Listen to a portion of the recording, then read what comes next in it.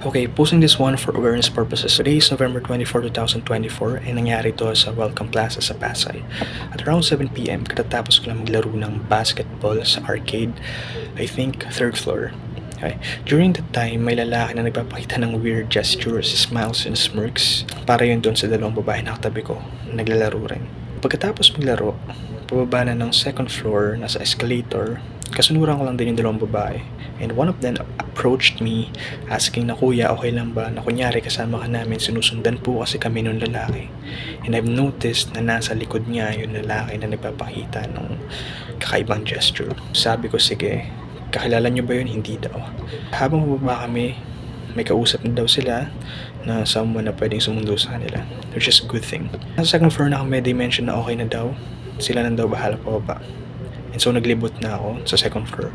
Pero laking gulat ko na pagbaba ko ng ground floor, andun pa rin sila, na tila ba nagtatago. Why? Sinundan pa rin daw sila. Pansamantala lang huminto. Probably dahil may kasama na sila na nasa 2nd floor. Which is ako. Tatakot sila na baka daw palabas sila nandun. They asked me na samahan sila. So I did. Sinama ko sila hanggang sa pagtawid at paglabas sa Welcome Plaza, sa may market kung saan sila susunduin. Doon namin nagkahiwa-hiwalay after some chit-chats.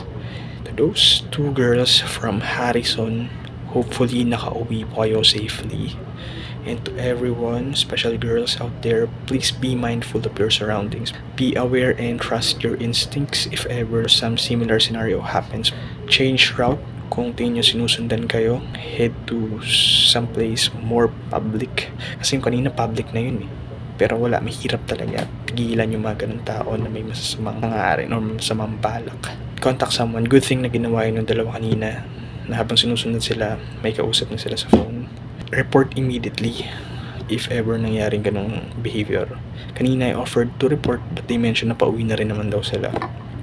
And lastly, don't hesitate to ask help para aware din yung ibang tao na may ganun nangyayari sa inyo. And mag-iingat po lagi. Ayun lang. Bye.